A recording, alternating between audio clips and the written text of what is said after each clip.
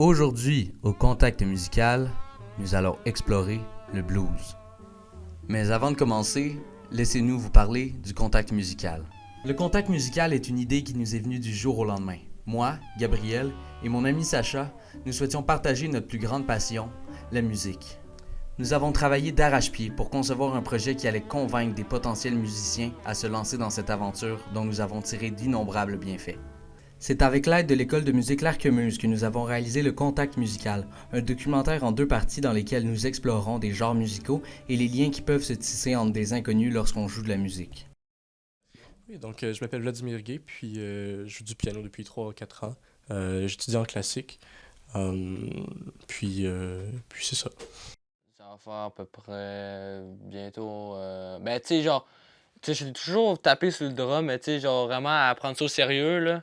Faire genre 4 5 mois, genre. Parce que j'ai jamais, genre, vraiment pris ça au sérieux, mais tu sais, là, je pense qu'on peut plus prendre ça au sérieux, là. Gabriel Perrault, c'est moi et Sacha qui sommes derrière le projet du Contact musical. Je fais de la guitare depuis 4 ans, puis j'ai récemment commencé à jouer de la basse aussi. C'est bon. Bon, ben, salut, moi, c'est Sacha Nadeau. J'étudie en arts, lettres et communication. Puis, c'est moi qui est le co-réalisateur de Le Contact musical. Maintenant que nous avons présenté le projet, il est temps de se plonger dans le sujet qui nous intéresse aujourd'hui, le blues.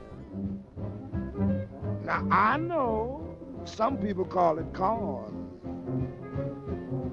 but right here is where the blues was born.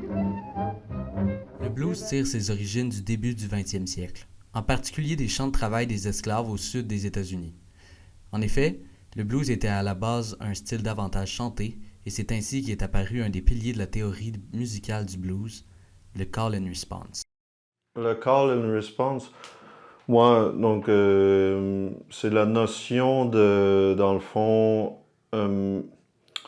c'est un peu comme quand on parle, quand tu dis à quelqu'un, mettons, salut, bon, il te répond, salut, ça va, puis lui, toi, tu lui réponds, oui, salut, ça va. Fait que, finalement, c'est juste une discussion que tu as, mais avec l'instrument, parce qu'il faut pas oublier quand on joue un instrument, on fait comme interpréter un peu ce qu'on a en dedans, la voix qu'on veut faire ressortir, tout ça. Bon, ça va sembler un peu niaiseux qu'on dit, mais tu sais, salut, toi, ça va-tu bien?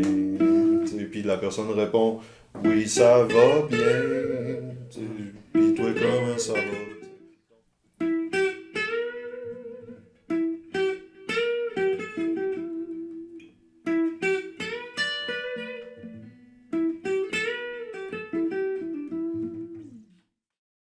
C'est ça, dans le fond, on fait des phrases, tout simplement, puis on essaye de créer une discussion avec notre instrument. Au fil du temps, le blues continuera de se développer dans les communautés afro-américaines et bientôt incluront harmonica, guitare et banjo.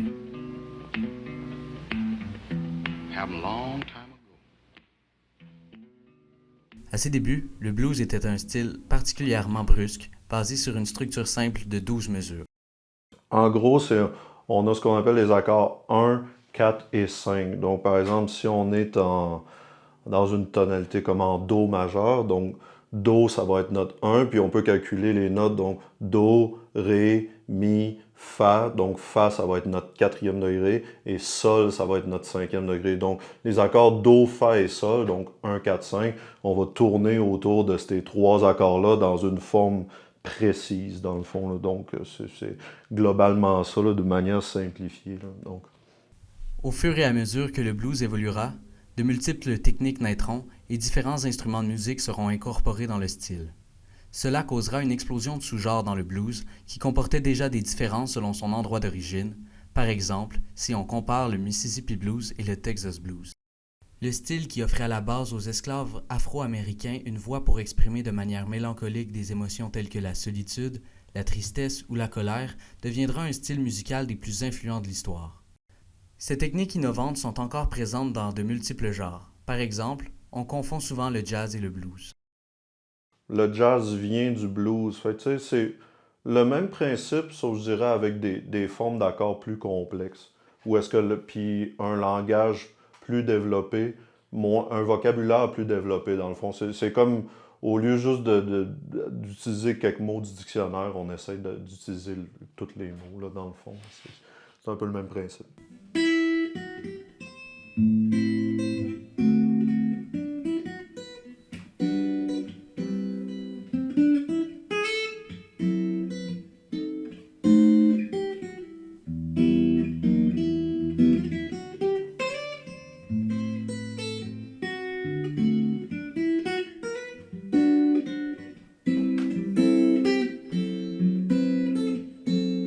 Le blues, par ses techniques faciles à appliquer dans plusieurs autres contextes, constitue une bonne initiation à la musique. Ça peut amener vraiment, principalement, à la compréhension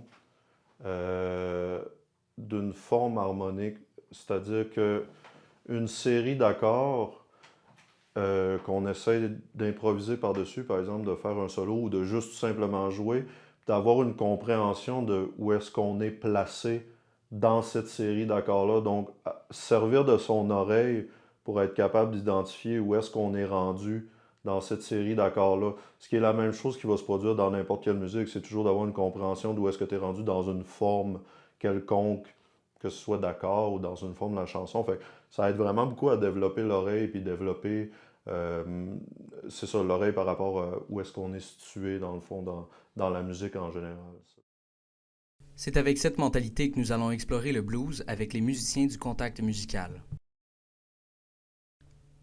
Cependant, la musique est un univers d'imprévus et d'improvisation, surtout quand il s'agit de jouer en groupe.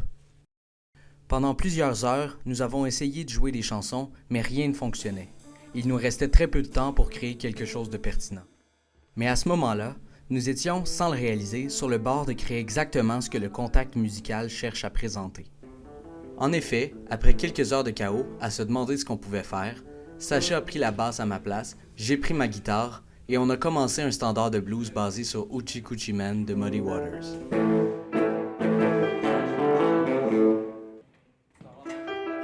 En fait, il y a pas mal juste la ligne de base qui est inspirée de la chanson originale.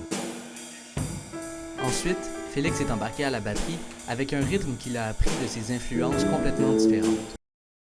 J'aime pas mal, genre, Megadeth, genre, j'aime ça jouer du métal, tu sais.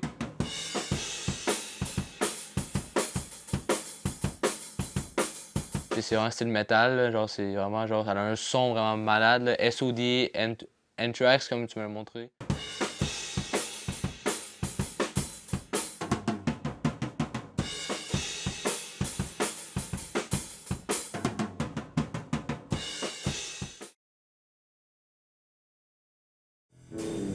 Ensuite, Vladimir a rapidement trouvé les notes et a suivi la mélodie de base. Vladimir aussi est forcé de sortir de sa zone de confort. Étudiant au Conservatoire de Québec en piano classique, jouer du blues avec d'autres musiciens est pour lui totalement inhabituel.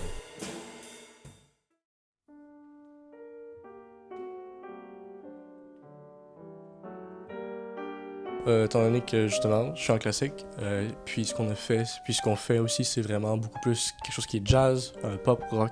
Je suis vraiment pas habitué avec ça. Je suis aussi pas habitué de jouer avec des gens. Donc juste de penser attention à qu'est-ce que le drum fait, qu'est-ce que la guitare fait, etc. C'est quelque chose qui est vraiment demandant, vraiment beaucoup plus difficile que ce que je pensais que ça allait être. En même temps, c'est bien, c'est une bonne expérience. Puis ça me montre aussi un petit peu à quoi ça ressemble en dehors du classique.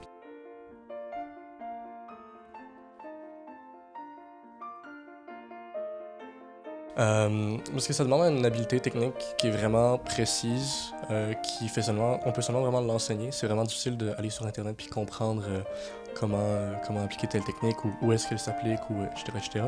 Puis avoir des professeurs en classique qui peuvent enseigner ça, c'est quelque chose qui me permet d'aller chercher ce que j'ai besoin, les outils que j'ai besoin, les connaissances que j'ai besoin pour pouvoir jouer les pièces de haut niveau du répertoire classique. Puis il y en a énormément de ces pièces-là que je veux être capable de jouer. Fait que c'est ça, je suis en classique pour ça. De mon côté, j'ai pas réussi à incorporer la mélodie originale, donc une fois que tous les autres avaient trouvé leur place dans la chanson, j'ai commencé à improviser.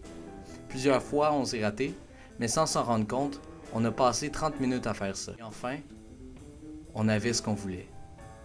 Des musiciens qui ont tous appris de manière différente la musique, qui trouvent chacun leur place dans une chanson.